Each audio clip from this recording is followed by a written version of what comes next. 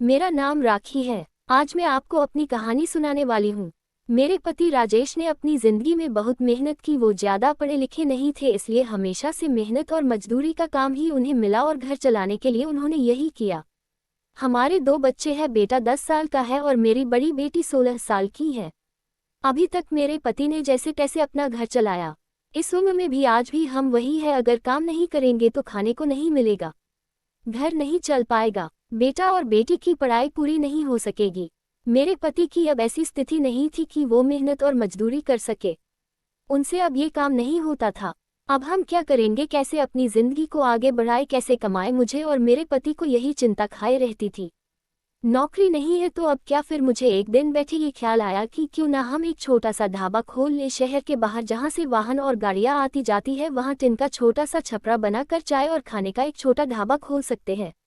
मैंने अपने पति से यह कहा। उन्होंने कहा कि दुकान खोलने के लिए पैसे।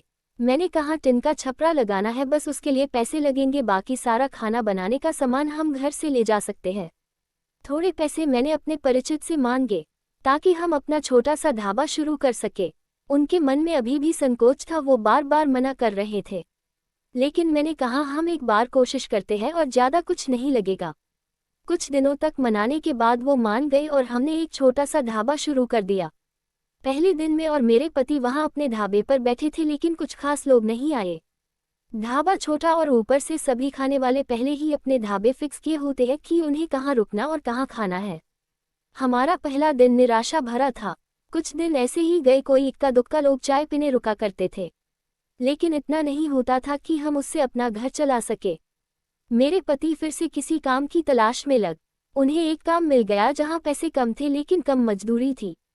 उन्होंने वो कर लिया, लेकिन मैंने ढाबे पर जाना नहीं छोड़ा। अब मैं अपने बेटे और बेटी के साथ वहां जाने लगी। हमने हिम्मत नहीं हारी और धीरे धीरे कुछ लोग हमारे यहाँ आने लगे। 1 महीने में ग्राहक और भी ज्यादा आने लगे। कोशिश करते करते अब हमारे यहाँ रुकने लगे थे। उन्हें घर जैसा खाना मिल रहा था, इसलिए हमारा छोटा सा ढाबा चल निकला। मेरे पति जितना कमाते उससे ज्यादा अब ढाबे से कमाई होने लगी। देखते ही देखते हमने जो छोटा सा ढाबा खोला था, उससे हमारी आर्थिक स्थिति में बहुत सुधार हो गया। जो कर्जा लिया था वो भी उतर गया। हमें एक नई उम्मीद मिल गई कि सब कुछ अच्छा चल रहा था। ढाबे को खोले 6 महीने हो गए थे, हमारे चेहरों पर रंगत आ गई थी। लेकिन फिर ऐसा कुछ हुआ जिसके बारे में मैंने सोचा भी नहीं था। एक दिन घर से जब हम लोग ढाबे के लिए जा रहे थे, तब मेरे पति कहते हैं, ढाबा आज से बंद, कोई भी अब वहां नहीं जाएगा। ये कहते वक्त वो बड़े ही गुस्से में थे। ऐसा गुस्सा मैंने उनके चेहरे पर आज तक नहीं देखा। मैंने बोला, क्या हुआ, क्या बोल रहे? इतना अच्छा हमारा ढाबा चल रहा है, आपको क्या हो गया आज? वो बोले। मैंने कहा ना, कोई भी अब वहां नहीं जाएगा, ना तू ना तेरी बेटी।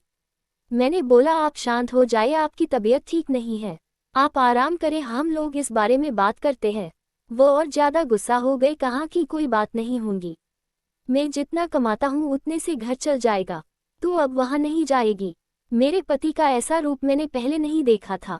उस दिन मैं ढाबे पर नहीं गई, लेकिन जब वो शाम को आए तो भी उनका मुंह उतरा हुआ था।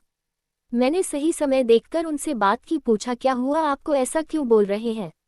वो बोले कि मेरा मुंह मत खुलवा, मैं सब जानता हूँ कि तू क्या कर रही है। मैं तेरे साथ इतने दिनों तक वहां रहा, तब वहां कोई नहीं आता था और मेरे जाते ही ढाबा चलने लगा। आखिर ऐसा भी क्या हो गया? मेरे तो होश ही उड़ गए। वो क्या बोलना चाहते थे मैं समझ गई। ऐसी बात वो भी शादी के इतने दिनों बाद उनके मुंह से सुनकर मुझे यकीन ही नहीं हो रहा था कि यह मेरे पति है।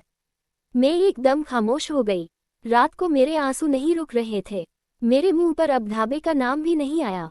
इस तरह की बातें सुनने के बाद मेरा अब कुछ करने का मन ही नहीं किया। उस दिन से खामोश हो गई।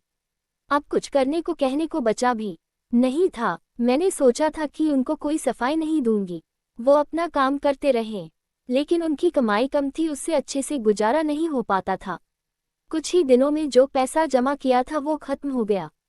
करीब 3 महीने बाद ही उनकी तबीयत खराब हो गई और वो बिस्तर पर आ गए। काम नहीं कर पा रहे थे। मैं जैसे तैसे उन्हें संभाल रही थी। घर में जब पैसा खत्म होने लगा तो कर्जा लेने की नौबत फिर से आ गई। मैं चाहती थी कि कहीं किसी के घर जाकर खाना बनाने या बर्तन धोने का काम करने लगूं, लेकिन उनकी तबीयत खराब थी और मैं नहीं चाहती थी मेरी किसी भी बात के कारण वो फिर उसी तरह की बातें करें।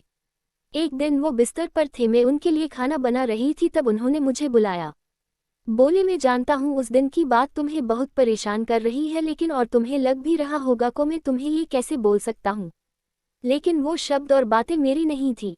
मैंने कानों में ऐसी बात आई थी, अपनी रिश्तेदारी में ऐसी बात हो रही थी। मैंने अपनी बीवी और बेटी को अकेले वहां छोड़ दिया। उन्हें देख लोग रुकते हैं जिससे कमाई हो रही।